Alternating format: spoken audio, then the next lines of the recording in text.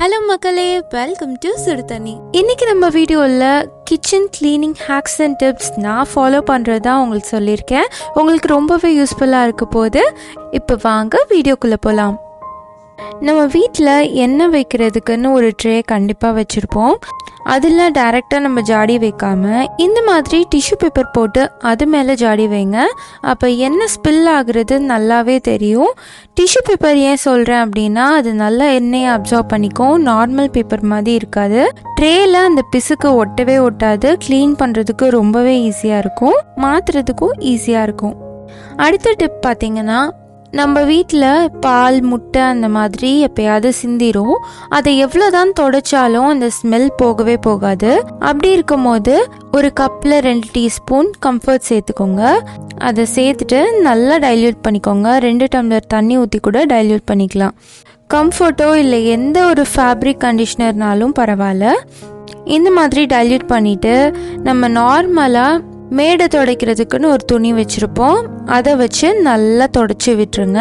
நம்ம சோப் போட்டே துடைக்கலாமே நீங்கள் கேட்கலாம். ஆனால் சோப்பை திருப்பி நம்ம க்ளீன் பண்ணோம். ஆனால் இந்த ஃபேப்ரிக் கண்டிஷ்னர் யூஸ் பண்ணும் போது அது நுரைச்சி வராது. ஸோ ஒன் டைம் நீங்கள் அதை தொட்டு க்ளீன் பண்ணிட்டாலே போதும். இதை வச்சு மேடை மட்டும் இல்லை, நம்ம கிச்சன் டைல்ஸ் கூட க்ளீன் பண்ணிக்கலாம். சிங்க்கு கடியில் உள்ள இடம் கூட நீங்கள் இந்த ஃபேப்ரிக் கண்டிஷ்னர் யூஸ் பண்ணி க்ளீன் பண்ணும்போது நல்லா ஃப்ரெஷ்னஸோடு இருக்கும். அதே மாதிரி நம்ம ஸ்டவ்வெல்லாம் கூட இதை வச்சு நம்ம க்ளீன் பண்ணிக்கலாம். இது எதுவும் சிந்தினா மட்டும் இல்லை, நான் ரெகுலராகவே வீக்லி ஒன்ஸ் இந்த மாதிரி க்ளீன் பண்ணிடுவேன்.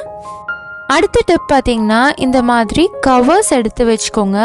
நீங்கள் பருப்பை கொட்டிட்டு அந்த கவரோ, இல்லை சுகர் கொட்டிட்டு கவரோ, மாவு கொட்டிட்டு அந்த மாதிரி கவர்ஸ் வச்சுருப்பீங்க. அந்த கவர்ஸ் எல்லாம் தூக்கி போடாமல் எடுத்து வச்சுக்கோங்க.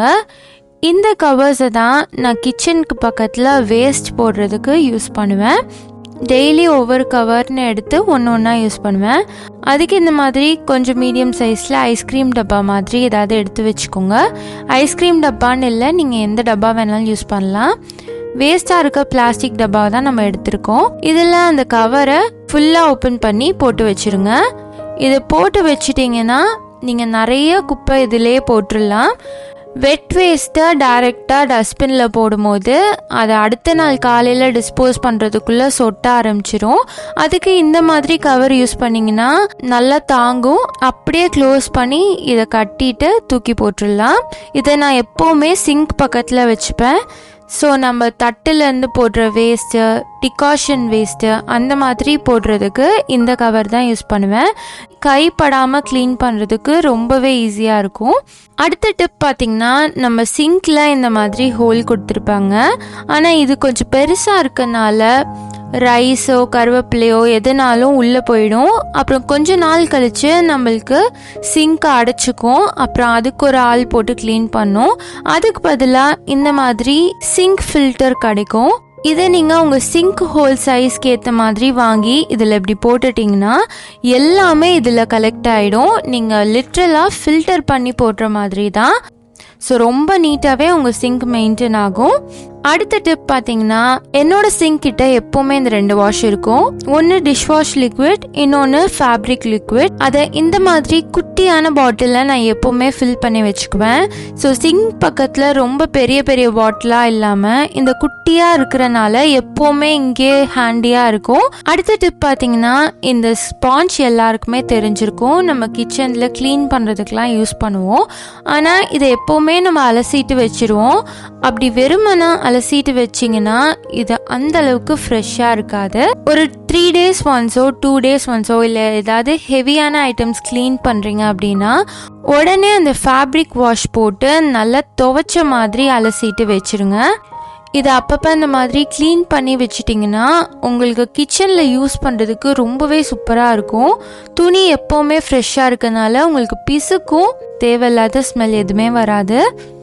அடுத்த டிப் பார்த்திங்கன்னா, நான் சொல்லியிருந்தேன் இந்த மாதிரி கவர்ஸ் நான் எடுத்து வைப்பேன்ட்டு. அதோட இந்த மாதிரி துணி பை வச்சுருப்பேன். காய் ஜாமான்லாம் வாங்குறதுக்கு வச்சுருப்பேன். அது போக சில கவர்ஸ் நம்மளுக்கு கலெக்ட் ஆகுறது இருக்கும்.